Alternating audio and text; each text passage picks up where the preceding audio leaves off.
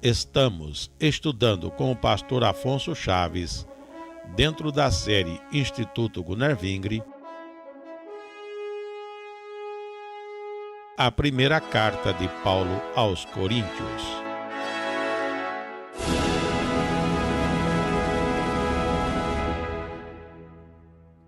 Prosseguindo nosso estudo nas Sagradas Escrituras, que agora tem sido na carta de Paulo aos Coríntios, a sua primeira carta, continuamos entrando na segunda parte da distribuição didática neste estudo, quando vamos tratar das respostas a perguntas da igreja, perguntas feitas ao apóstolo Paulo.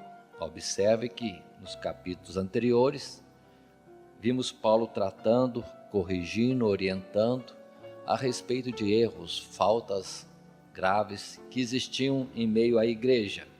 Agora, do capítulo 7 e até ao capítulo 15, são respostas a perguntas. Uma parte muito boa em aspecto doutrinário, porque ele vai direto àquilo que foi questionado. A primeira parte, vamos dizer, a subparte deste estudo seria o capítulo 7, falando acerca do casamento. Abrindo a Bíblia no capítulo 7 e procurando ver os versos, e o nosso estudo se detém mais dentro do texto, para colhermos o máximo de informações e não desviarmos daquilo que Paulo vinha falando, ensinando à igreja. A resposta acerca do casamento, o apóstolo Paulo começa falando e confirmando, quando diz no primeiro verso: quanto às coisas que me escrevestes. Então, eles escreveram questionando Paulo. E Paulo responde sobre o casamento: bom seria que o homem não tocasse em mulher, mas por causa da prostituição, cada um tenha a sua própria mulher e cada uma tenha o seu próprio marido. Aí já começa um assunto importante, quando Paulo coloca que, com respeito ao casamento, não é uma coisa obrigatória. Bom seria se o homem e a mulher não se preocupassem com o casamento. Em que sentido, na verdade? Ele vai explicar mais à frente. E o sentido, antecipamos, vai ser justamente da pessoa estar mais ocupada e à disposição da obra de Deus. Esse é o particular.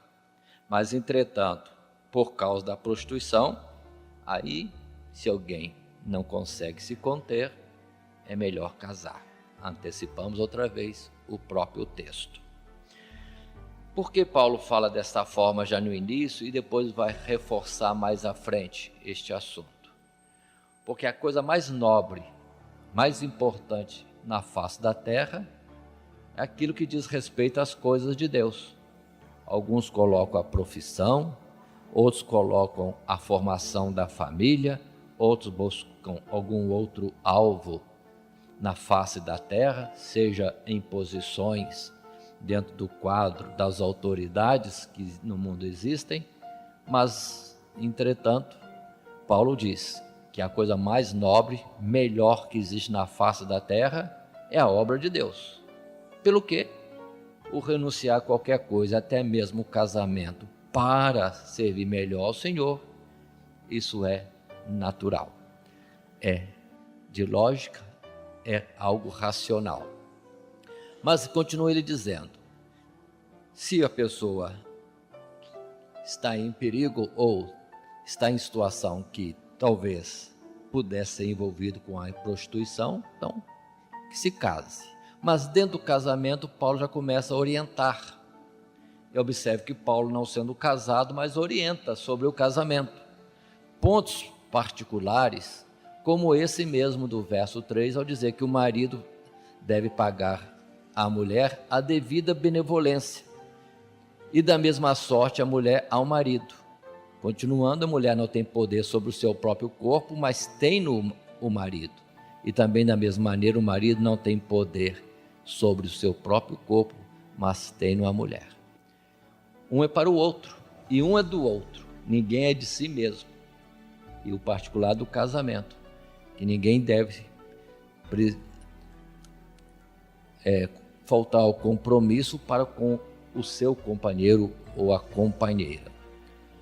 Já vimos tantas vezes pessoas que dizem que por causa da obra de Deus abandonam o lar e vão por aí afora. Não está correto isso. O marido ou a mulher têm compromisso um com o outro dentro do lar.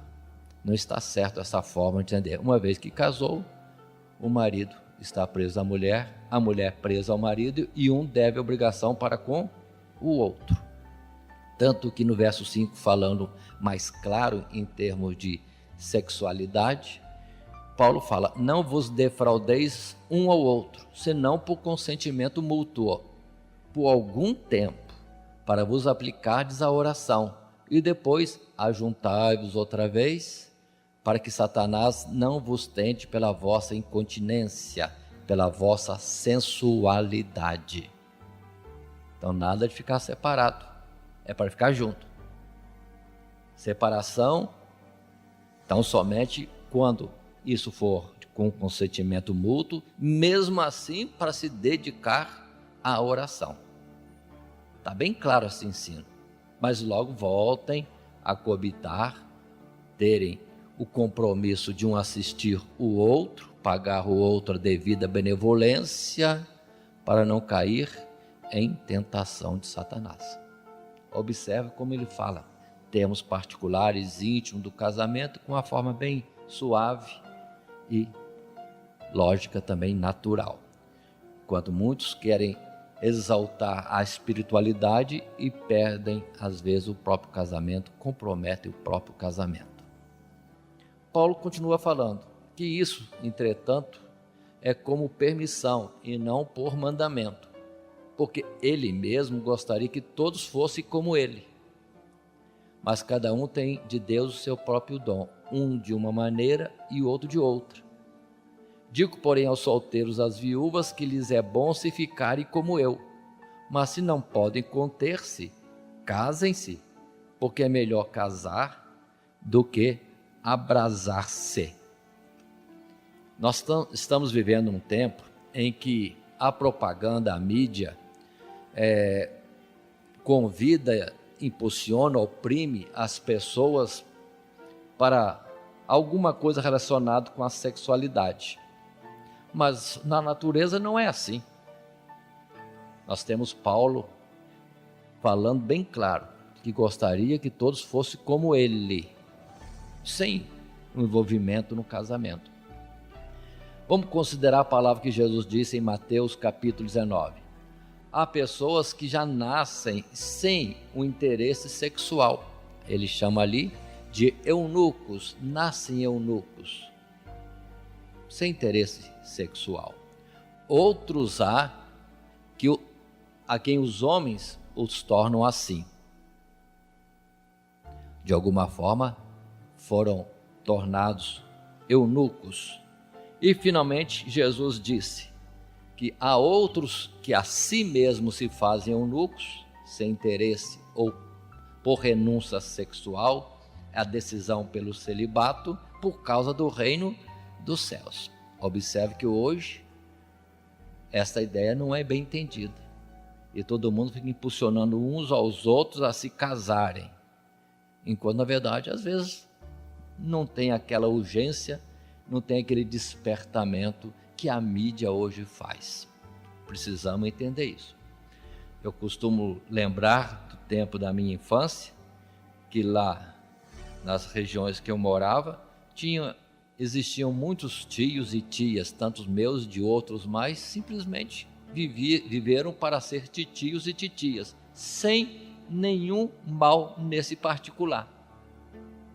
Eram homens e mulheres, vamos dizer assim, honrados, muito honrados, sérios, mas não tinha interesse em casamento. A preocupação deles era o trabalho, era assistir os pais e era se alegrarem com os familiares, irmãos, irmãs, sobrinhos, que naquele tempo existia bastante, e eles mesmos não estavam interessados. Hoje em dia, se falar que alguém não casou, alguém coloca alguma situação pejorativa em cima desta pessoa, seja ele homem ou seja ela mulher. Mas para os impuros, tudo é impuro mesmo. Mas na obra de Deus, na natureza que Deus fez, não é assim. Portanto, Paulo diz bem claro: bom que seria que todos fossem solteiros como ele. Mas se alguém não pode conter-se, é melhor casar do que abrasar-se. E continua Paulo falando acerca do casamento, em resposta a perguntas. Quanto aos casados, tem ele alguma coisa para dizer? Ele diz que não, mas existe um mandamento do Senhor. Ele diz que mando não eu, mas o Senhor. Poderíamos ler diferente dizendo: o Senhor manda que a mulher se não aparte do marido. Se porém se apartar, que fique sem casar, ou que se reconcilie com o marido, e que o marido não deixe a mulher. Aí está a instrução clara sobre o casamento. E observe como estamos longe na atualidade no meio evangélico, quando muitos dizem que agora é lei, agora é pode, enquanto que a palavra de Deus é uma lei que não muda, mais séria do que as leis de medos e persas, que não podiam ser revogadas. A de Deus, nenhum tio da palavra irá cair. Continua ainda esse ensinamento: o Senhor Jesus manda que não haja separação. Se houve separação, que se reconcilie. Se não dá para reconciliar, fique sem casar. Palavra tão clara. Se lembrarmos outras posições, outros escritos na Bíblia, nós vamos ver que o marido está preso à mulher e a mulher está presa ao marido enquanto ambos viverem. Ainda que aqui mesmo este assunto vai estar saindo. Por isso, falando sobre o casamento, ainda o benefício do casamento, que chega a ser, a palavra diz que há situações em que algum dos cônjuges não é crente. Poderia o crente achar-se no dever de afastar-se, separar-se do descrente? Ou ele, dela, por ela, mulher, não ser crente? Paulo orienta diferentemente. Se concordam de estar juntos, não se separem. Aqui diz a palavra: se consente em habitar, não o deixe. Aí vem a orientação de Paulo, porque o marido descrente é santificado pela mulher, e a mulher descrente é santificada pelo marido. Deus abençoa a união do casamento, quando no caso um é crente e o outro não. Diferente quando a pessoa já é crente e vai atrás. Aí a palavra tem outra explicação. É tomar jugo desigual. Não é para o crente buscar uma dependência, uma união com o outro companheiro ou companheira que seja descrente.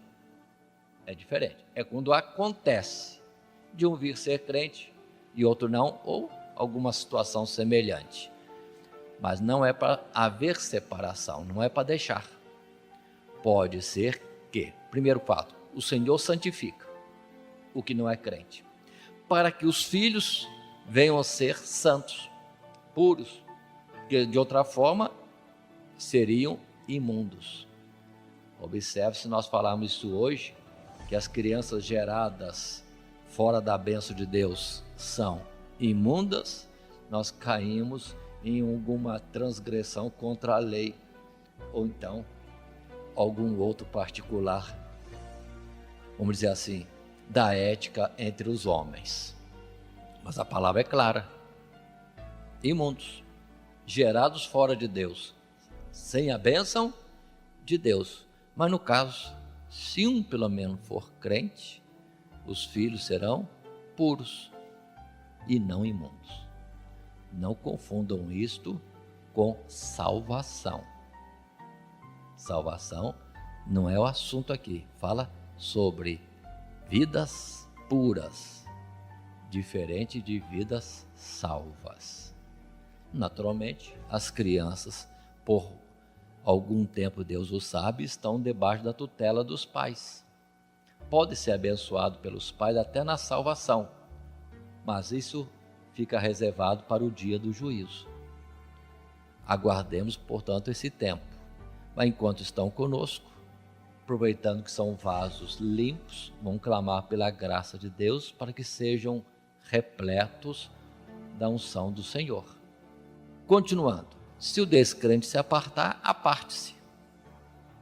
Observe que se houver uma separação por alguma coisa de fé, tem que partir do descrente e não do crente. O crente deve lutar pela permanência do casamento, porque o outro não crente vai ser abençoado. Continuando mais um pouco, Paulo ainda faz a observação: porque donde sabes, ó mulher, se salvarás teu marido, ou donde sabes, ó marido, se salvarás tua mulher.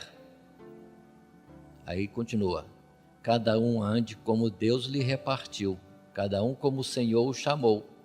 É o que ordena em todas as igrejas. É alguém chamado estando circuncidado? Fique circuncidado. Se é judeu circuncidado, está debaixo da lei, submeta-se à ordem da lei. É chamado estando incircuncidado, não sendo judeu, não está preso à lei, não se prenda à lei, não se circuncide. A circuncisão é nada, e a incircuncisão nada é, mas sim a observância dos mandamentos de Deus. Observe como está claro esta colocação de Paulo, livrando-os de muita discussão em termos de lei ou fora da lei e outras coisas mais. Mas o máximo, observar os mandamentos de Deus. E lembrando que a lei não traz a precisão das coisas, a lei em si mesmo é figuras, sombras dos bens celestiais. Cada um fique na vocação que foi chamado. Foste chamado sendo servo, não te dê cuidado. E se ainda pode ser livre, aproveita a ocasião. Bem claro isso aqui. Sendo servo, tendo ocasião, procure ser livre. É como muitos podem ser hoje servos, ainda que a palavra é muito forte, mas dentro de um funcionarismo, dentro de uma situação de sobrevivência, num emprego, muitos estão ali como servos. Não tem liberdade coisa alguma nem para servir ao Senhor. Tem que primeiro obedecer ao patrão, tem que estar dentro dos horários determinados. Mas, podendo ser livre, fique livre. Melhor servirá ao Senhor. Continuando, porque o que é chamado pelo Senhor, sendo servo, é liberto do Senhor. E da mesma maneira, também o que é chamado sendo livre, servo é de Cristo. De qualquer forma, não estamos livres, mas é bom ser servo do Senhor. É um senhorio cheio de misericórdia e com muita nobreza. Continuando a palavra, verso 23, fostes comprado por bom preço, não vos façais servo dos homens. Irmãos, cada um fique diante de Deus no estado em que foi chamado. Ora, quanto às virgens, volta ao casamento. Diz ele que não tem um mandamento específico do Senhor para falar, mas falava como quem tenha alcançado misericórdia do Senhor para ser fiel. E ele, dentro da graça que Deus lhe deu para entender as coisas do reino de Deus, diz ele: tenho por bom, por causa da instante necessidade, que é bom para o homem o estar assim. Estás ligado à mulher? Não busque separar-te. Bem claro. Estás livre de mulher? Não busque mulher. Ou a reciprocidade. Mas se te casares, não pecas. E se a virgem se casar, não peca. Mas uma coisa é certa, diz Paulo: todavia os tais terão tribulações na carne, e eu quereria poupar-vos. Quando os jovens são animados para o casamento, ou estão inflamados para isso, acham que é um mar de rosas a vida toda, mas é bom ter o cuidado. Não é assim. A vida no casamento tem as suas coisas boas, é muito bom viver em dois, para aqueles que têm vocação para isso, mas certamente haverá tipos de lutas, dificuldades, aflições no casamento. Esposo com esposa, esposa com esposo, os pais com os filhos e outras situações diversas que vão estar se relacionando com a família formada. Continua ele dizendo, dentro daquele aspecto da liberdade para servir a Cristo, ele coloca, isto porém vos digo, irmãos, que o tempo se abrevia. O que resta é que também os que têm mulheres sejam como se as não tivessem, e os que choram, como se não chorassem, e os que folgam, como se não folgassem, e os que compram, como se não possuíssem, os que usam deste mundo, como se dele não abusassem, porque a aparência deste mundo passa. Tudo no mundo passa.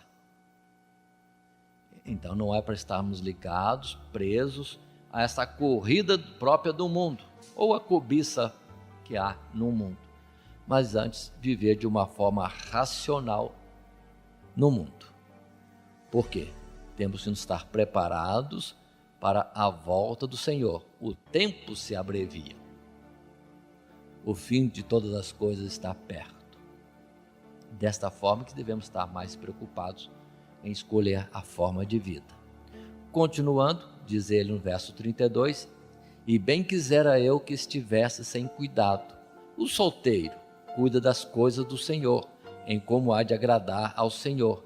Mas o que é casado cuida das coisas do mundo, em como há de agradar à mulher. Além dos compromissos naturais da sobrevivência, de abastecer a despensa de casa e outras coisas mais para dar sustento à família. A diferença, diz Paulo, entre a mulher casada e a virgem. A solteira cuida das coisas do Senhor para ser santa, tanto no corpo como no espírito. Porém, a casada cuida das coisas do mundo, em como há de agradar ao marido.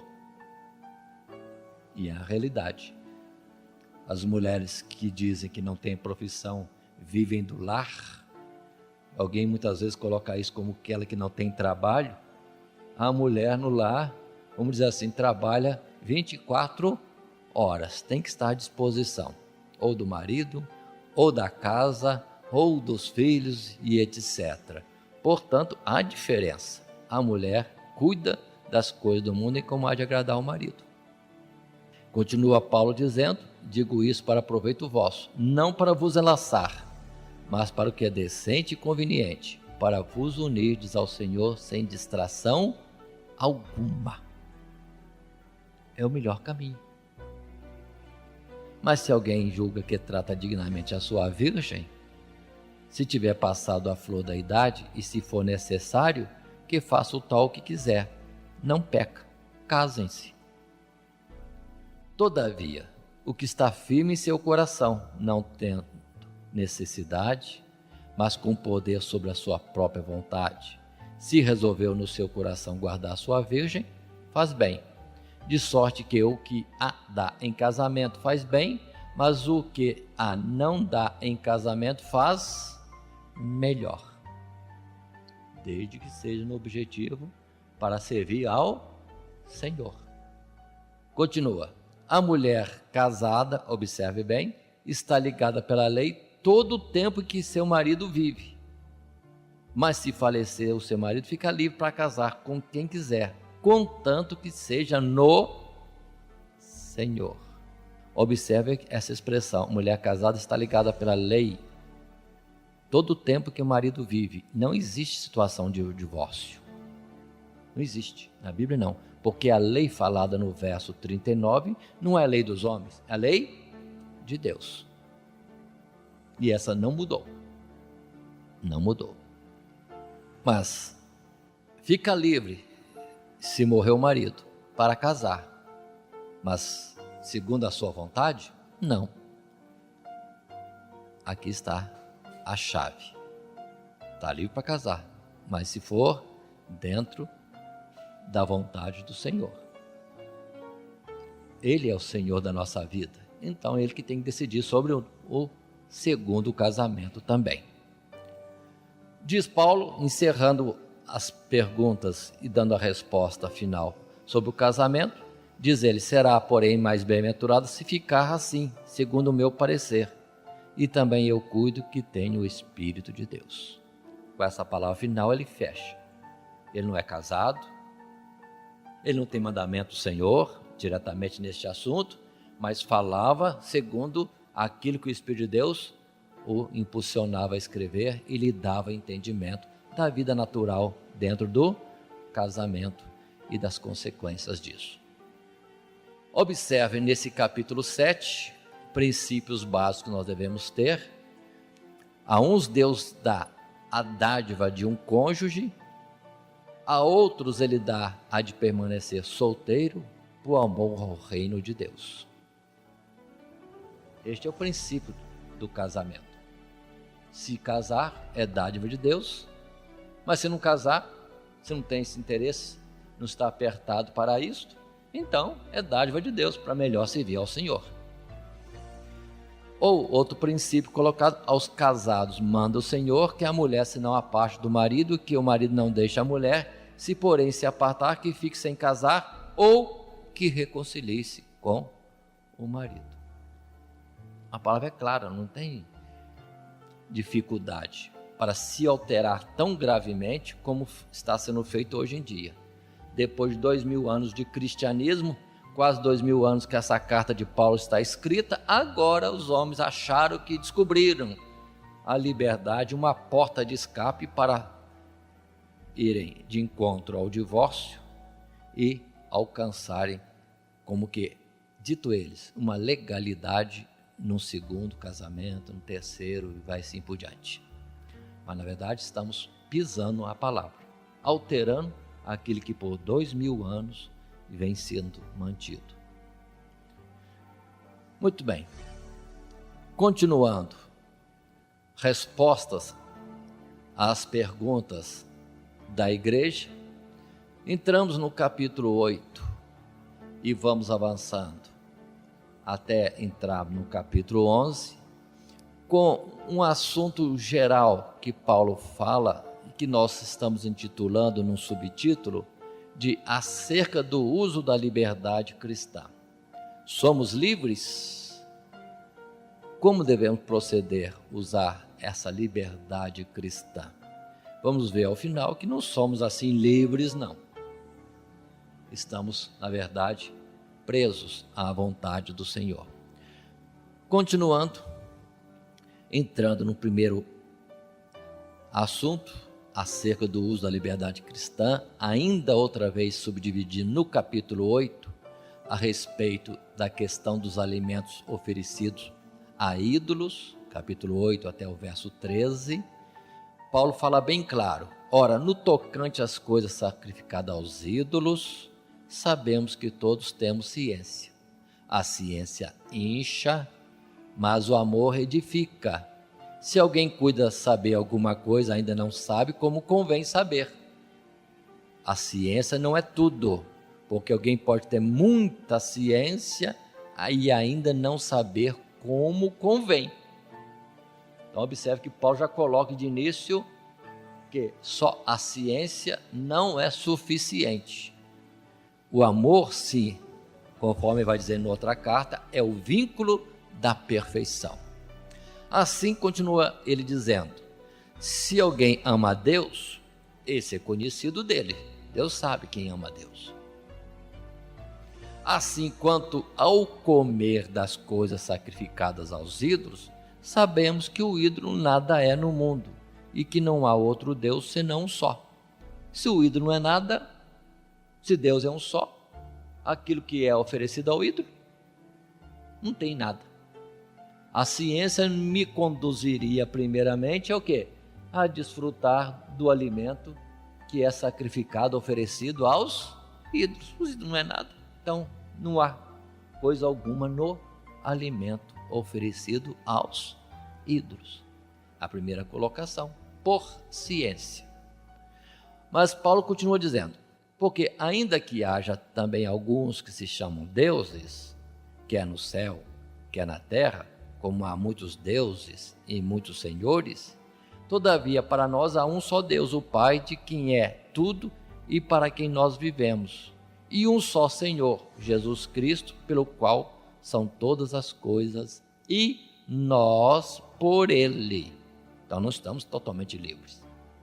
Continua Paulo. Paulo vai devagarzinho apresentando a questão dos alimentos oferecidos a ídolos.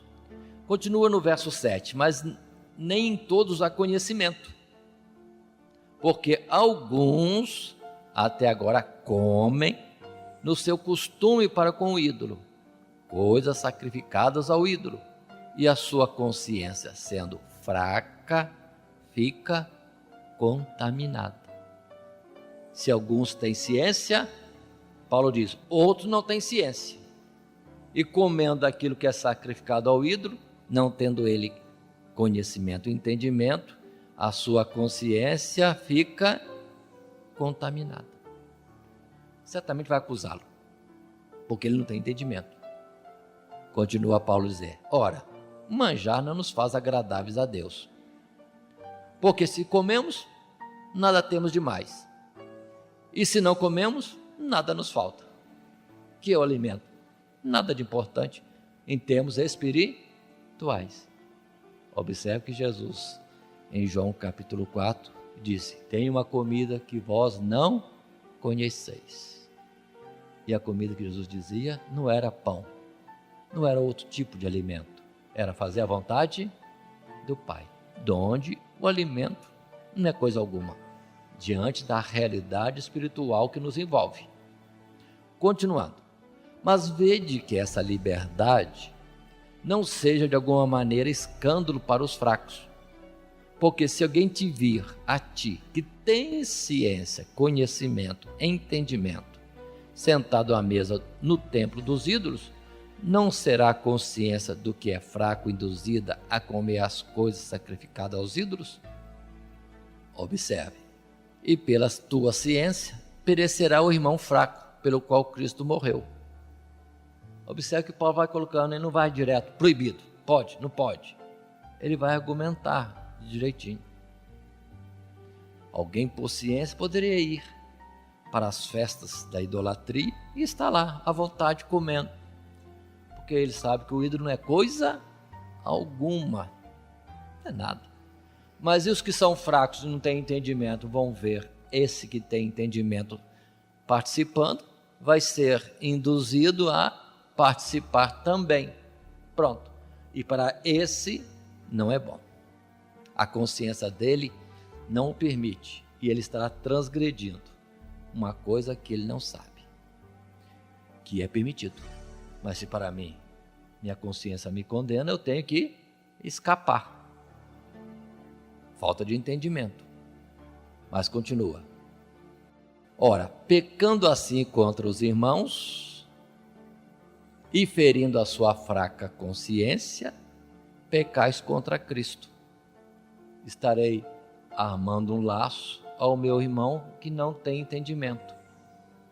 Se o meu irmão tivesse entendimento que aquilo não é nada, ele olharia para o que participa da mesa nos sacrifícios da idolatria, nem se importaria. Isso não é nada. Ídolo não é nada, o alimento não é nada. Mas aquele que não tem entendimento vai se escandalizar ou vai ser tentado a participar também, achando que há alguma virtude que não tem importância nenhuma, se envolver com as coisas da idolatria, não tendo ele entendimento e liberdade para isso. Continuando, pelo que, se o manjar escandalizar a meu irmão, nunca mais comerei carne, para que meu irmão não se escandalize. É como hoje temos muitas festividades envolvendo alimentação, Cosme e Damião, é oferecido a ídolos. Temos festividades próprias dos patronos das diversas cidades, com barraquinhas vendendo tanta coisa, uma variedade, cocada, quentão e outras colocações mais. Aquilo não é nada. O alimento também não é nada. Comer ou deixar de comer não é nada. Mas cuidado com aqueles que são fracos. Pelo que disse Paulo, se isso vai escandalizar ou causar um tropeço ao meu irmão, não comerei. Não comerei. Muito bem. Aí está o apóstolo Paulo falando acerca do uso da liberdade cristã nas questões dos alimentos, do que é sacrificado aos ídolos. Mas entrando no capítulo 9, temos um novo subtítulo. Paulo fala da sua disciplina na liberdade cristã. E Paulo, na liberdade cristã, como ele se comportava? Aqui Paulo vai defender ou apresentar a situação dele como apóstolo, tendo toda a liberdade para muita coisa. Mas, entretanto, ele vai usar o princípio. Aquilo que pode ferir ou comprometer o meu irmão, disso eu não participo. Continua ele dizendo, não sou eu apóstolo, tenho um cargo maior, tenho uma posição maior na face da terra, dentro do evangelho. Hoje em dia as pessoas inventam muito posições hierárquicas dentro do clero. Não sei se existe outro maior, mas dentro da Bíblia, por enquanto, Paulo se diz apóstolo. Não sou livre? Não vi eu a Jesus Cristo? Não sois vós a minha obra no Senhor? Então Paulo está mostrando que ele é alguém especial. E de fato, colocado por Deus para tanta nobreza, tanta grandeza no Evangelho, desta forma. Mas diz ele ainda mais, se eu não sou apóstolo para os outros, ao menos o sou para vós. Porque foi ele que fundou a igreja em Corinto. No outro lugar ele fala, Pai, eu vos gerei aqueles a quem ele levou o Evangelho. Verso 3, esta é a minha defesa para com os que me condenam. Não temos nós direito de comer e beber? Verso 5, Paulo diz, não temos nós direito de levar conosco uma mulher irmã, como também os demais apóstolos e os irmãos do Senhor, e Cefas, que é Pedro? Ele quer dizer aqui que ele não é casado, enquanto outros apóstolos são casados. Ele não pode casar? Verso 6, só eu e Barnabé não temos direito de deixar de trabalhar? Paulo e Barnabé não podem casar. Os dois não podem casar porque tem que trabalhar para o Senhor. Mas os outros não são apóstolos também? E não casaram? Por que ele e Barnabé não? Observem, Paulo continua a dizer, quem jamais milita à sua própria custa? Quem planta a vinha e não come do seu fruto? Ou quem apacenta o gado e não come do leite do gado? Digo eu isso segundo os homens? Ou não diz a lei também o mesmo? Está escrito, não atarás a boca ao boi que trilha o grão. Porventura tem Deus cuidado de bois? Deus está falando de bois, está preocupado com os bois? E Paulo explica, ou não o diz certamente por nós? Certamente que por nós está escrito, porque o que lavra, que trabalha, deve lavrar com esperança, e o que debulha, deve debulhar com esperança de ser participante. Se nós semeamos as coisas espirituais, será muito que de vós recolhamos as carnais? Então Paulo está mostrando que ele tem muita liberdade. Ele, vamos dizer assim, é alguém que trabalha, nada demais ele desfrutar de alguma coisa. O que poderia haver no mundo para ele desfrutar? Casamento? Algum bem carnal? Salário? Se outros participam deste poder sobre vós, por que não mais justamente nós? Mas nós não usamos desse direito. Antes suportamos tudo para não pormos impedimento algum ao Evangelho de Cristo. Paulo não queria nada. Favoritismo nenhum. Acepção nenhuma que viesse em seu favor. Não, nada disso. Justamente porque não criar impedimento ao Evangelho, para que alguém não entendesse que ele militava para ele mesmo e não para Cristo Jesus. Queria alcançar pessoas para estarem ao dispor dele e não pessoas para caminharem de encontro à eternidade. Aí Paulo coloca mais, não sabeis vós que os que administram o que é sagrado comem do que é do templo? E que os que de contínuo estão junto ao altar participam do altar? Paremos, o que quer dizer isso? Lembremos da lei. Em Levítico, cerimoniais, todos os cerimoniais, para cada um deles tinha uma descrição certinha dos procedimentos. E muitos deles tinha sempre a ordenação de que o ministrante ficava com uma parte para a sua sobrevivência, para a sua alimentação e também o que era destinado para a sua própria família. Então, quem ministrava no santuário de Deus no passado, sobrevivia do que era oferecido no altar. Era para Deus a oferta, mas Deus estipulou que no cumprir o ritual, uma parte era dele e a outra encaminhada aos sacerdotes e levitas. Observe esse particular. Paulo usa isso. Portanto, é a conclusão. Assim ordenou também o Senhor aos que anunciam o Evangelho que vivam do Evangelho. Vivam do Evangelho. E Paulo continua colocando isto. Ele poderia então estar vivendo do Evangelho. Já vimos em outras cartas que ele, com as suas mãos, junto com Áquila e Priscila, trabalhavam para o seu próprio sustento. Diz ele, mas eu de nenhuma destas coisas usei, e não escrevi isso para que assim se faça comigo, porque melhor me fora morrer do que alguém fazer vã esta minha glória. Paulo leva muito a sério esse particular, porque se anuncio o Evangelho, não tenho de que me gloriar, e nem procurar vantagem, pois me é imposta essa obrigação. Paulo toma como obrigação. E ai de mim se não anunciar o Evangelho. Se o faço de boa mente, terei prêmio, mas se de má vontade, apenas uma dispensação me é confiada. Então observe que Paulo renuncia a tudo para não criar impactos ou ser como barreira para alguém chegar a Cristo ou alguém entender diferentemente a sua preocupação, o seu empenho em estar evangelizando. Mas diz ele por fim, logo, que prêmio tem? Ele não vai ter vantagem nenhuma? Fazer sem vantagem?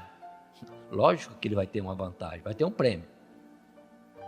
Que evangelizando, proponha de graça o Evangelho de Cristo para não abusar do meu poder no Evangelho. Primeira coisa, não ser achado como quem abusa. E vem falando ele largamente sobre esse aspecto também, ao ponto dele se fazer de tudo para de alguma forma alcançar outros para o Evangelho. Assim no verso 19 diz ele, porque sendo livre para com todos, fiz-me servo de todos, para ganhar ainda mais. Fiz-me como judeu para os judeus, para ganhar os judeus. Para os que estão debaixo da lei, como se estiveram debaixo da lei, para ganhar os que estão debaixo da lei. Para os que estão sem lei, como se estivera sem lei. Mas ele faz uma observação, estando debaixo da lei de Cristo. Ele não está totalmente livre, mas faz-se como sem lei para ganhar os que estão sem lei, mas estando debaixo de lei. Verso 22, fiz-me como fraco para os fracos, para ganhar os fracos, fiz-me tudo para todos, para por todos os meios chegar a salvar alguns. E eu faço isso por causa do Evangelho, para ser também participante dele. Esse particular é muito importante que Paulo coloca para ser participante do Evangelho. Esse é o prêmio dele. Propor o Evangelho de graça, sem comprometimento, tendo certeza que ele vai ser participante do Evangelho. Vai desfrutar daquilo que ele está pregando. O que ele prega? A vida eterna em Cristo Jesus. Isso ele vai querer. Esse prêmio ele vai ter. Agora, outras coisas que pode comprometer alguém de chegar a Cristo ou dificultar, ele não quer saber de vantagem alguma na face da terra. Só essa. Ser beneficiado por aquilo que ele mesmo prega. O reino de Deus. Continuando. Não sabeis vós que os que correm no estádio, todos na verdade correm, mas um só leva o prêmio? Correi de tal maneira que alcanceis. Na verdade, no estádio, na disputa humana, um só ganha e os outros perdem. Um esforço enorme. E às vezes, por um incidente qualquer, um detalhezinho, perde o prêmio. Toda uma vida perdida, todo um esforço e investimento perdido. Mas no Evangelho não é assim não. Todo aquele que corre nessa carreira leva prêmio.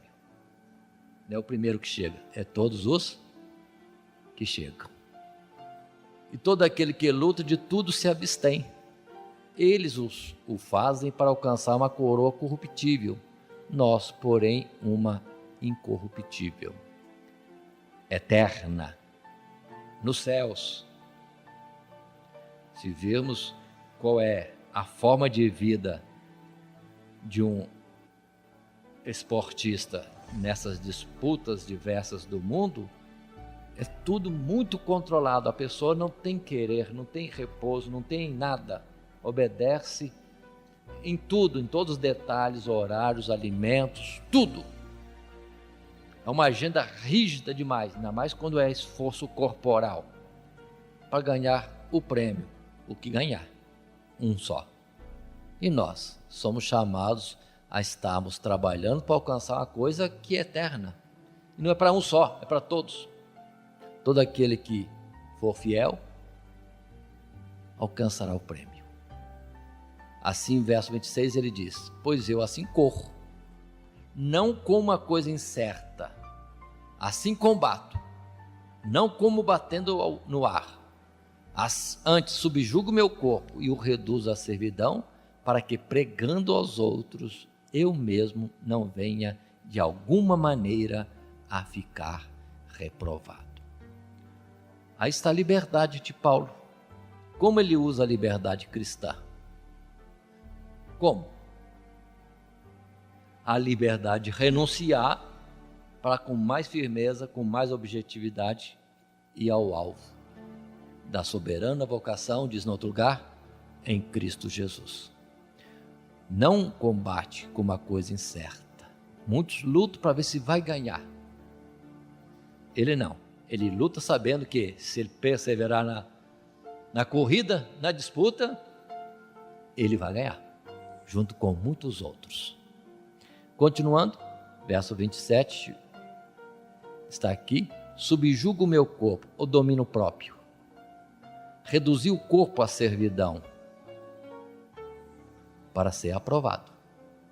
Hoje em dia, a ideia é liberdade, liberdade, liberdade, faço o que quero, mas a mensagem do Evangelho é outra. Se nós não negarmos a nós mesmos, se não aborrecermos a nossa própria vida, se nós não subjugarmos o nosso corpo, se nós não reduzirmos as nossas vontades à servidão de Cristo, não seremos aprovados. Assim, falando ainda do uso da liberdade cristã, após Paulo falar de si mesmo, da liberdade que tem, mas dela não usa de forma nenhuma para não fugir do objetivo principal, Paulo fala agora sobre a advertência, sobre a autoconfiança presunçosa. Muitos achando que já estão em Cristo e estão livres para fazer tudo e que vai dar tudo certo e vão ser aprovados. E não é assim. Ele volta a usar a expressão do passado, comparações da vida no passado, para mostrar que não é assim. Toda a carreira tem que ser debaixo de um critério para ser aprovado. Começa ele a falar a respeito da jornada do povo de Israel da terra do Egito à terra prometida. Diz ele: ora, irmãos, não quero que ignoreis que nossos pais estiveram todos debaixo da nuvem e todos passaram pelo mar. Todos foram batizados em Moisés na nuvem e no mar. Todos comeram de um mesmo manjar espiritual. Todos beberam de uma mesma bebida espiritual, porque bebiam da pedra espiritual que os seguia, e a pedra era Cristo. Olha que grandiosidade! Imagina o pessoal saindo da terra do Egito vitoriosos, caminhando pelo deserto, nuvem os guiando de dia, coluna de fogo guiando de noite, chovendo pão todo dia para eles, água saindo da rocha, quanta maravilha! E outras mais. E alguém podia achar que são, ou que era o tal, podia fazer qualquer coisa, porque estava com tudo. É uma presunção. Diz a palavra no verso 5 do capítulo 10, Deus não se agradou da maior parte deles, pelo que foram prostrados no deserto. O ser participante dos benefícios de Deus hoje não quer dizer que temos garantida a vida eterna ainda. Estamos na caminhada, mas não chegamos ao alvo. Continuando, Paulo diz no verso 6, e essas coisas foram feitas em figura, para que não cobicemos as coisas más como eles. Eles cobiçaram, na trajetória começaram a cobiçar coisas más.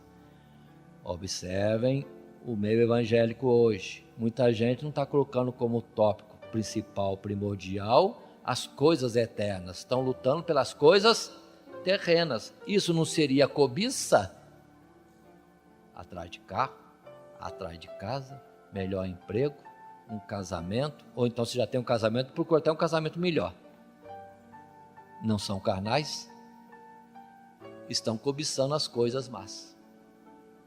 Continua, não vos façais, pois, idólatras, como alguns deles, conforme está escrito. O povo assentou-se a comer e a beber, e levantou-se para folgar. Passagem lá em Números, muitos folgando neste mundo, nas coisas deste mundo, no banquete oferecido pelos midianitas ali no deserto. Se corromperam. Não nos prostituamos como alguns deles fizeram e caíram num dia 23 mil. Com essa liberdade ou libertinagem que hoje existe, muitos podem achar que não tem importância, mas morreram os que assim fizeram. Verso 9, não tentemos a Cristo, como alguns deles também tentaram e pereceram pelas serpentes. Muita murmuração no deserto. Verso 10, como também alguns deles murmuraram e pereceram pelo destruidor. Fogo se acendeu em meio às tendas dos israelitas e consumiram a muitos. Agora, de todos esses exemplos, Paulo fala, ora, tudo isso lhes sobreveio como figuras, estão escritas para aviso nosso, para quem já são chegados os fins dos séculos. Aquele, pois, que cuida estar em pé, olhe que não caia. Aqui está a advertência principal de tudo isso. Liberdade? Olha lá. Não somos livres para fazermos o que quisermos. Somos servos. Temos que tomar cuidado, estar de pé e com cuidado, para não cairmos. E Paulo completa dizendo, não veio sobre vós tentação senão humana, mas fiel é Deus, que vos não deixará tentar acima do que podeis. Antes, com a tentação, dará o escape para que a possais suportar. Então, numa trajetória difícil, que é de fato a travessia do deserto, não é fácil, mas Deus acompanha, não permite nada superior às nossas próprias forças. E sempre tem um escape, para não nos envolvermos, não sermos enredados com os problemas, tentações deste mundo. Não é para presumirmos de nós mesmos que já temos o suficiente e está garantida a salvação. A luta continua. Temos que continuar marchando até o fim.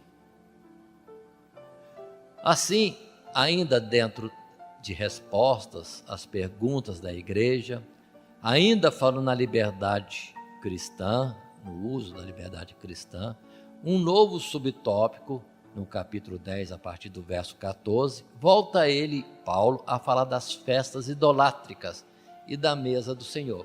Aqui o assunto é mais grave. Lá, mais atrás, no capítulo 8, Paulo falou em termos de ciência. Mas agora Paulo coloca uma ciência a mais que precisa ser considerada nas coisas que são oferecidas aos ídolos. Verso 14 do capítulo 10 diz Paulo: portanto, meus amados, fugi da idolatria. Se é para fugir da idolatria, já anula todas aquelas considerações do capítulo 8, não precisava nem ter dito. Não é para sentar na mesa do que é sacrificado ao ídolo, é para fugir. Mas lá ele argumentou em termos de ciência. Agora ele apresenta a dificuldade e a gravidade. Fugir da idolatria, só com essa palavra já falou tudo. Os fracos estão certos em se cuidarem, continuando fracos, mas fugindo de toda aparência do mal, não se sentindo livres em Cristo para fazer ou participar de alguma coisa. É melhor fugir. Continua ele dizendo: fala como a entendidos. Porventura, o cálice de bênção que abençoamos não é a comunhão do sangue de Cristo? O pão que partimos não é porventura a comunhão do corpo de Cristo? Porque nós, sendo muitos, somos um só pão e um só corpo, porque todos participamos do mesmo pão. Vede a Israel segundo a carne: os que comem o sacrifício não são porventura participantes do altar? Paremos. Voltou aos rituais. Quem está cultuando a Deus não come da mesa do que é oferecido a Deus? Certamente. Certamente. Agora, continuando. Mas que digo? Paulo continua e agora apresenta o aspecto da idolatria. Que o ídolo é alguma coisa? Não é. Ou que o sacrificado ao ídolo é alguma coisa? Também não. Verso 20. Antes digo que as coisas que os gentios sacrificam aos demônios e não a Deus. Observe isso. Então, aquilo que é oferecido ao ídolo, e o ídolo não é nada, mas atrás da idolatria está a operação demoníaca. É um entendimento. Ele falou entendidos. Capítulo 8, ciência, entendimento. Capítulo agora 10, a partir do verso 14, entendimento. Mas no entendimento precisamos considerar um ponto, que é, atrás dos ídolos estão os demônios. Então, o que acontece? Diz o apóstolo Paulo: não podeis beber o cálice do Senhor e o cálice dos demônios. Não podeis ser participantes da mesa do Senhor e da mesa dos demônios. Voltemos, alguém assentado, comendo as coisas sacrificadas aos ídolos, não tem importância. O ídolo não é nada. O ídolo não é nada. Mas a pessoa está participando não do que é oferecido ao ídolo, que não é nada, mas daquilo que está dentro da operação dos demônios. Ao sentar-se à mesa de Cristo, participa das coisas de Cristo. Ao assentar-se à mesa daquilo que é dos demônios, ele está participando daquilo que é culto aos demônios. Nesse capítulo 10 ele é mais grave e mostra que, de fato, não é participar mesmo, como ele já concluiu lá. Só que ele falou em termos de ciência e amor. O amor conduz a não comer para não criar tropeço para ninguém. Ferir a consciência fraca de alguém. Então, vamos sentar à mesa daquilo que é sacrificado aos ídolos? O ídolo não é nada. O que tem? Mas atrás dos ídolos estão os demônios. Estaremos no ritual, no cerimonial demoníaco, servindo a dois senhores. Vamos servir ao Senhor, comemos da mesa do Senhor. Vamos servir, cultuar o demônio, comendo da mesa do demônio. Porque o ídolo é só fantasia externa, mas por trás estão as trevas. O verso 22 diz Paulo: ou irritaremos o Senhor? Somos mais fortes do que o Senhor? Vamos provocar Deus? Todas as coisas me são lícitas, mas nem todas as coisas convêm. E Jesus já disse: não podemos servir a dois senhores. Ou servimos um e aborrecemos o outro. É impossível servir a dois senhores, ainda mais quando os dois são totalmente opostos. Luz e trevas. Continua Paulo dizendo no verso 24: ninguém busca o proveito próprio, mas cada um que é de outrem. Comer de tudo quanto se vende no açougue sem perguntar nada por causa da consciência. Já estamos agora falando de alguns princípios gerais e conselhos práticos dentro do uso da liberdade cristã. O que Paulo diz? Cada um busca o proveito próprio. Não, mas sim o que é de outrem. O Evangelho nos induz a isto, a vivermos para o outro e não para nós mesmos, como Cristo viveu só para nós e não para si mesmo. E diz ele em conselho prático: comer de tudo quanto se vende no açougue, sem perguntar nada, por causa da consciência. Hoje existe muita questão a essa marca, esse código de barra, esse símbolo. Não olha nada, compra, dá graça a Deus e vai comer. Porque hoje estamos cheios de código de barra, estamos cheios de marcas, logotipos diversos, e alguns podem ser de fato alguma dedicação imprópria e outros não tem nada a ver. Mas se perguntarmos, fica complicado. Então, compra do que se vende, sem perguntar nada, por causa da consciência. Que consciência? Vamos ter a resposta daqui a pouco. Porque a terra é do Senhor e toda a sua plenitude. E se alguns dos infiéis vos convidar e quiserdes ir, comei de tudo o que se puser diante de vós, sem nada perguntar. Outra vez, por causa da consciência. Que consciência? Veremos daqui a pouco. Mas se alguém vos disser: isto foi sacrificado aos ídolos, pronto, aí temos barreira. E Paulo diz: não comais, é conselho prático. Não comais, por causa daquele que vos advertiu, por causa da consciência, porque a terra do Senhor e toda a sua plenitude. Digo, porém, a consciência não a tua, mas o do outro. Pois, por que há de a minha liberdade ser julgada pela consciência de outrem? O outro disse, porque tem alguma reserva. Se ele tem reserva, observe bem, não podemos estar comendo, perdemos a liberdade ali. Estamos impedidos dentro da questão do amor à alma do outro. Sendo ele crente ou não crente, não podemos mais. A consciência do outro está se ferindo. Ou está questionando. Ou está querendo uma colocação, uma definição nossa. E temos que ser pelo Senhor.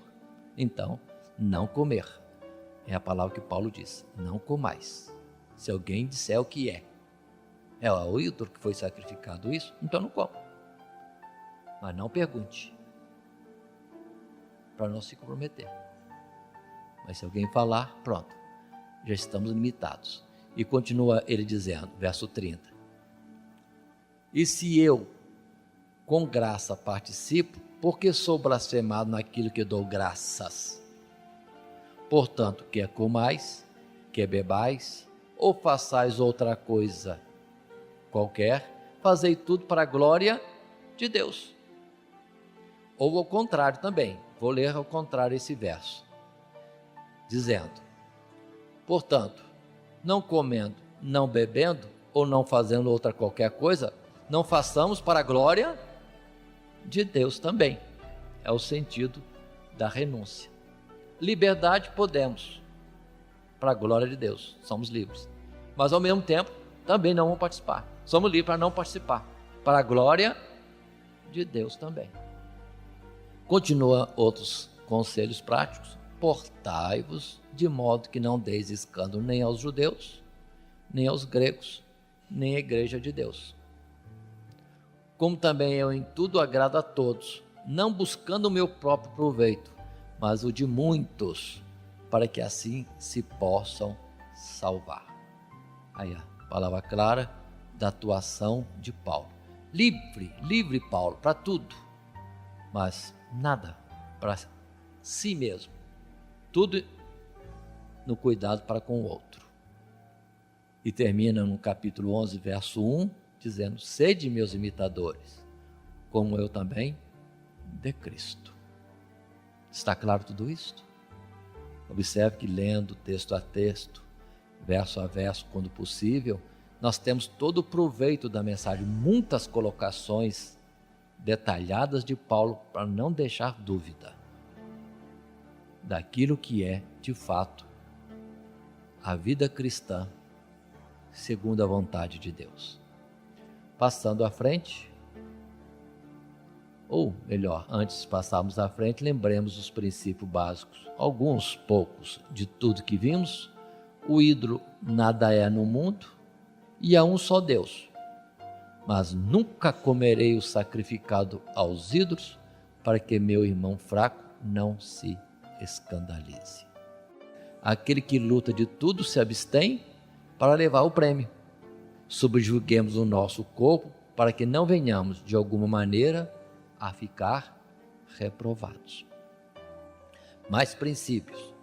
É aos demônios e não a Deus o que os gentios sacrificam. Não podemos participar da mesa do Senhor e da mesa dos demônios.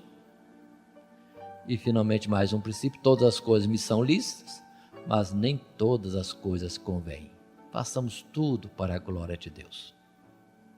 Dando sequência, ainda na segunda parte do nosso estudo da carta 1 aos Coríntios, respostas de Paulo às perguntas da igreja em Corinto. No outro subtítulo temos acerca do culto público. São palavras diversas, instruções diversas que envolvem o culto, desde o capítulo 11 até o capítulo 14. E assim vamos estar estudando. Em subtítulos, respostas ainda a perguntas da igreja acerca do culto público. No capítulo 11, iniciamos com a questão da mulher cobrir a cabeça na igreja. Aí está uma questão difícil se colocar hoje em dia, porque muitas vezes coisas básicas da vida natural entre os homens já têm se perdido o sentido.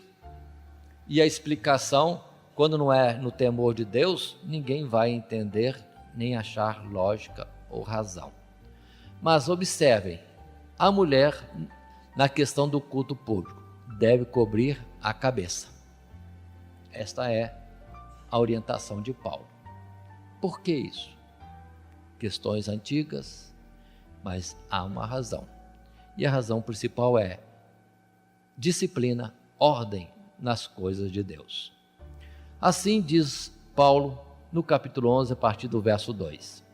Louvo-vos, irmãos, porque retendes os preceitos como vos entreguei.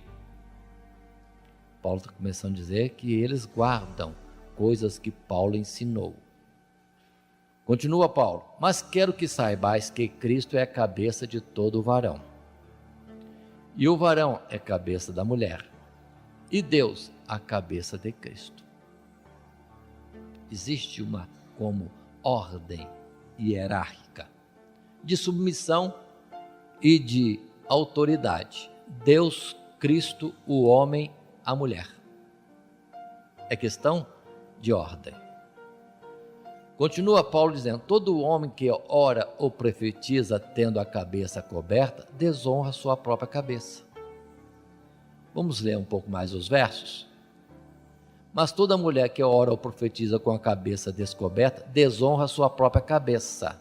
E lembra que a cabeça da mulher não é a cabeça dela, é o varão, é o marido. Porque é como se estivesse rapada. Portanto, se a mulher não se cobre com véu, tosquice também.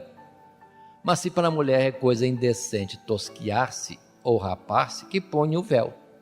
Hoje em dia, essa palavra não é entendida. A mulher tosquiar-se não é hoje em dia algo, como aqui se diz, indecente. É normal hoje em dia. Observe, para falar esta palavra num dia que o oposto é o comum, mas na antiguidade não era assim. Mulher tosquiar-se de forma nenhuma, é desonra. Como também diz Paulo no verso 7, o varão, pois, não deve cobrir a cabeça, porque é a imagem e glória de Deus. Mas a mulher é a glória do varão.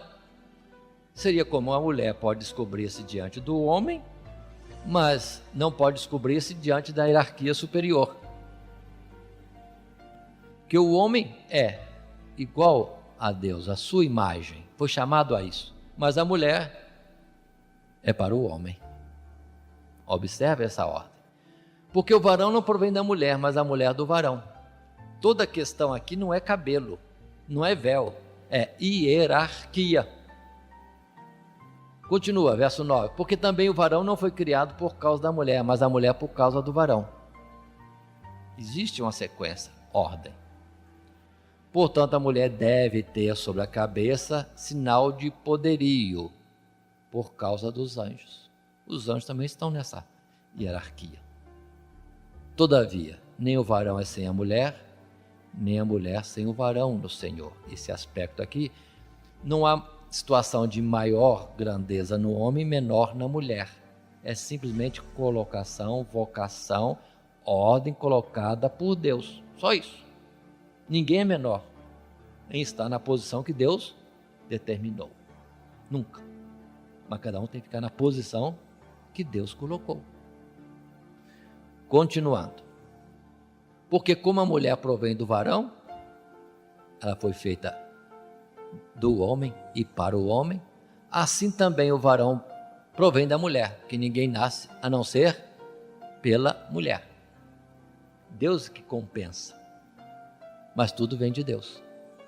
Tudo vem de Deus. Observe esse equilíbrio que Deus faz, né? A mulher primeiro veio do homem, mas todos os homens depois vieram da mulher. É a compensação de Deus para que não haja diminuição. Julgai entre vós, é decente que a mulher ore a Deus descoberta? Hoje em dia essa questão não é entendida, porque já não está mais no nosso costume. Nos afastamos do costume inicial. Hoje em dia, dizem, não tem importância. Mas Paulo considera, dentro daquele tempo, o que é o normal. Tanto que ele diz logo depois no verso 14, ou não vos ensina a mesma natureza, que é desonra para o varão ter cabelo crescido. Mas ter a mulher cabelo crescido lhe é honroso, porque o cabelo lhe foi dado em lugar de véu. Esse verso 15 é a chave. Não é a instrução para a mulher só ir para a casa do Senhor com um véu na cabeça. O véu natural que Deus deu são os próprios cabelos. Aqui está a razão principal do costume antigo dentro da Assembleia de Deus, que as mulheres não deveriam estar a não ser com o cabelo crescido, porque ele é o seu véu natural. Muitos contendem com isso, mas não é para contender. Hoje não é entendido, mas é a realidade na natureza criada por Deus. Aí Paulo conclui desta forma: mas se alguém quiser ser contencioso, nós não temos tal costume, nem as igrejas de Deus. Então observem essa instrução no passado, Paulo orientando a igreja no passado quanto à participação das mulheres no culto a Deus, que deveriam estar com o véu. Qual o véu? Não é o pé da letra. Véu, um tecido, mas os cabelos crescidos. Agora, se não tem o cabelo crescido, ponha o véu. Aí sim, põe o véu. Porque pela natureza ao homem é dado falar com Deus face a face. Mas a mulher na ordem, não. Hoje em dia, quando vivemos uma situação de direito da mulher igual ao do homem, não consideram a colocação de Deus, tudo é questionável. Mas Paulo fecha o assunto, não tem questão. Não é para sermos contenciosos. Não temos tal costume, nem as igrejas de Deus. Quem está subordinado a Deus, entenda e pronto, cumpra-se. Argumentar hoje em dia muitas coisas do costume passado fica difícil. Estamos vivendo uma desordem total, imposta pela própria situação do mundo afastado de Deus. Como, por exemplo, a natureza colocou a mulher no lar criando os filhos.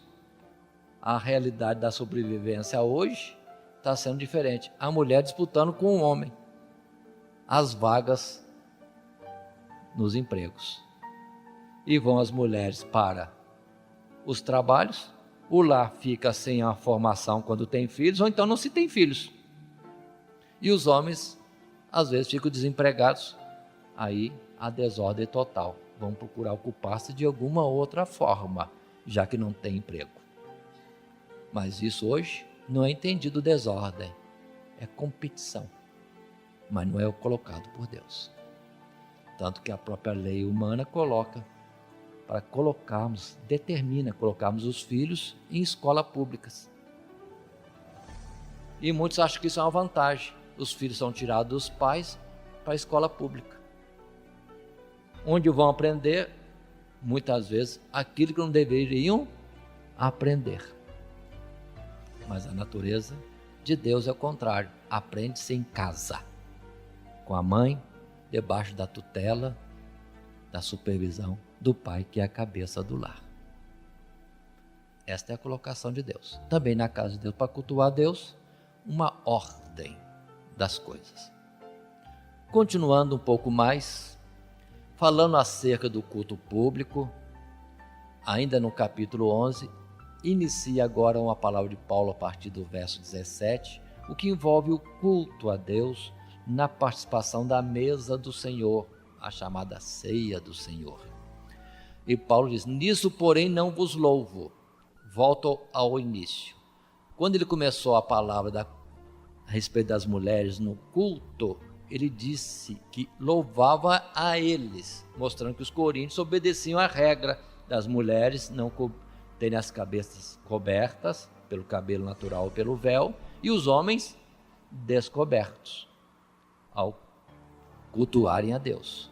Mas agora é o contrário, ele diz que não louva, porque agora os coríntios não estavam cumprindo um detalhe ou coisas próprias da ceia do Senhor. O que havia de errado?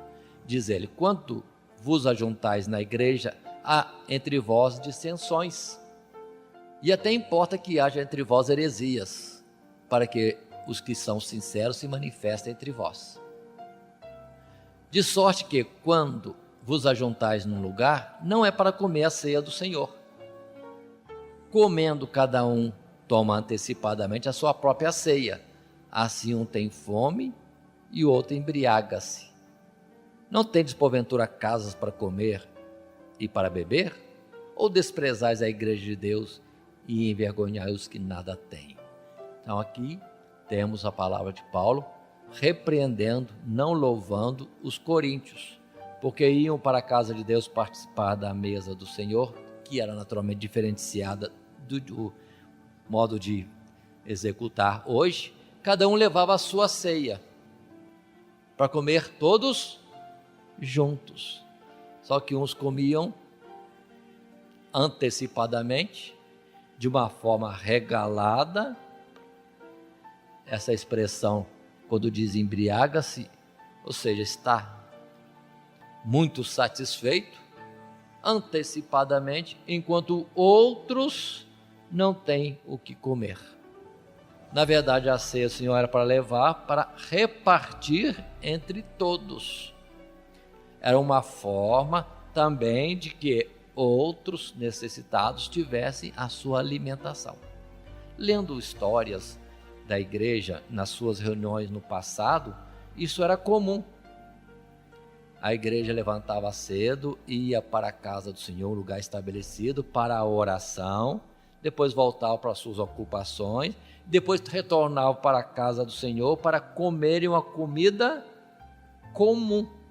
Então não havia necessitados nesse particular, porque todos comiam do que era oferecido geral para todos. Era a ceia do Senhor. Muito bem.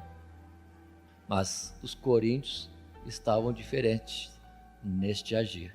Cada um levava o seu, já fazia o seu piquenique na casa do Senhor, antecipadamente, sem entretanto, o que era o bonito e a razão era a comunhão, era estarem juntos e terem a comida em comum, ou participarem todos daquilo que estava à mesa. E Paulo os reprova disso e diz desta forma: não tem porventura que comer em casa ou beber?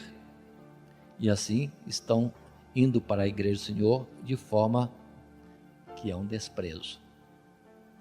E estão envergonhando os que nada têm. Continuando.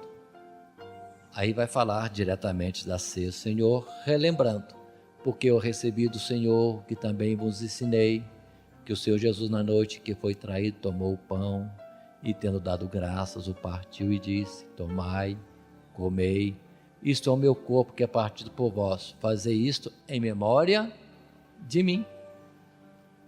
O ensinamento daquela comida juntos é justamente esse aspecto: memória, fazer em memória do Senhor, que como o pão se deu para todos. Verso seguinte, 25: semelhantemente também, depois de cear, tomou o cálice, dizendo: este cálice é um novo testamento no meu sangue, fazei isso todas as vezes que beberdes em memória de mim. Porque todas as vezes que comerdes este pão e beberdes este cálice, anunciais a morte do Senhor até que venha. Observe, o Senhor se dando, a sua vida foi dada para ser repartida. Então, a mesa do Senhor não é cada um correr atrás do seu interesse e ter o seu privilégio resguardado. Não, é cada um se dar como pão, cada um se distribuir como vinho. O que foi que o Senhor fez na sua própria essência. Continuando: portanto, qualquer que comer este pão, beber o cálice do Senhor indignamente, de forma desordenada, ou não entendendo que é imitando ao Senhor, será culpado do corpo e do sangue do Senhor. Examine-se, pois, o homem a si mesmo, e assim coma deste pão e beba deste cálice. Porque o que come e bebe indignamente, come e bebe para a sua própria condenação, não discernindo o corpo do Senhor. Se alguém então vai para a ceia do Senhor de forma indigna no seu ser, vai com comportamento indigno para a reunião, comporta-se de forma indigna na reunião, sem o cuidado de saber que está diante do Senhor e relembrando a sua morte, o que é sério, na verdade acaba sendo condenado como réu da morte do Senhor, não discernindo o corpo do Senhor. Assim Paulo diz: por causa disso há entre vós muitos fracos, doentes e muitos que dormem. Muitos estão enfermos espiritualmente porque vêm para a casa do Senhor e não entendem a seriedade, conforme Salomão colocou em Eclesiastes: quando for para a casa do Senhor, guarda o teu pé, seja mais pronto a ouvir do que a falar, não seja precipitado em fazer votos diante do Senhor e depois questionar o voto que fez. De forma nenhuma. Muitos ficam doentes e fracos por não considerarem aonde estão indo, que é a casa de Deus.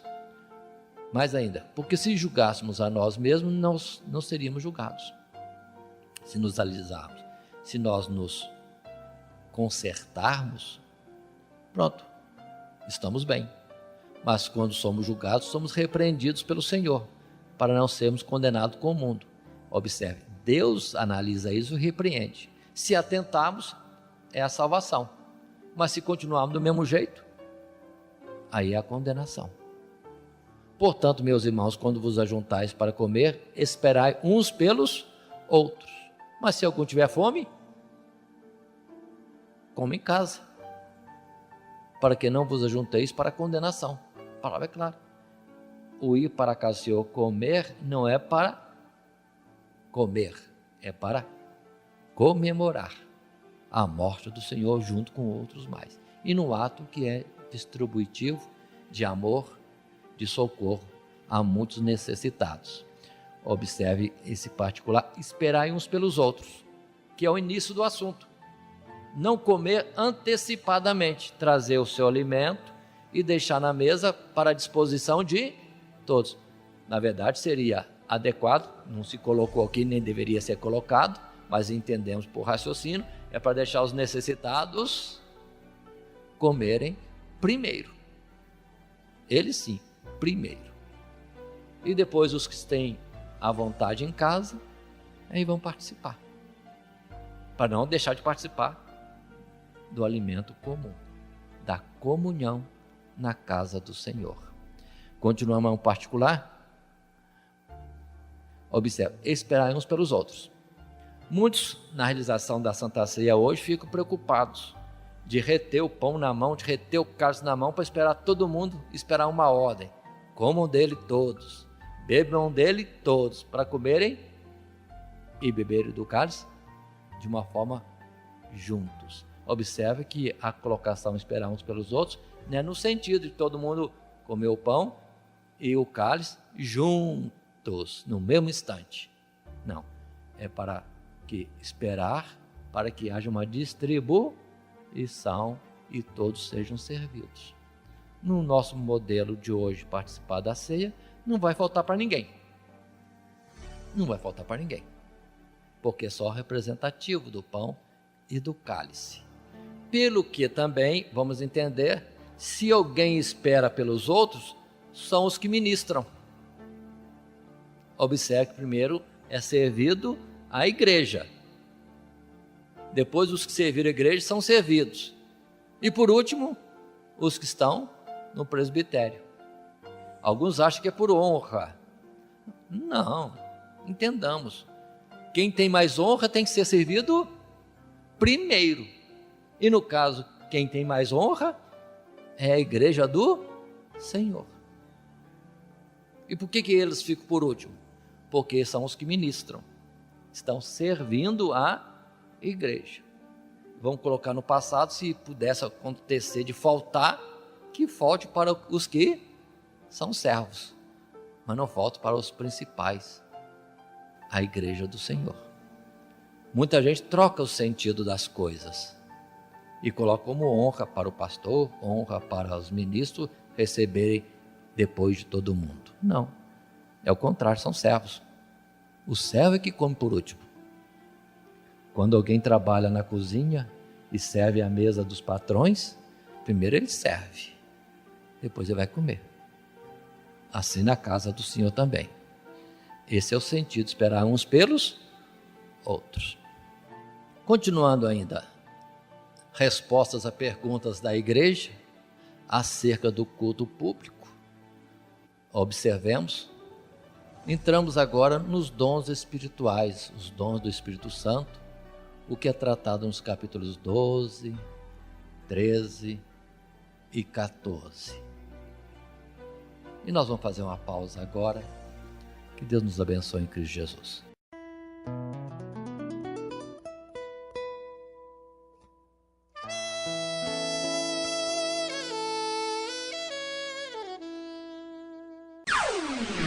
Todo dia, toda hora, muito mais prazer em ouvir. Radionete Grata Nova. Web Rádio, a qualidade que faz a diferença, cada vez mais necessária. Rede Grata Nova de Evangelização. Acesse nosso site www.horadadecisão.com.br. Hora da Decisão, tudo junto, sem acento.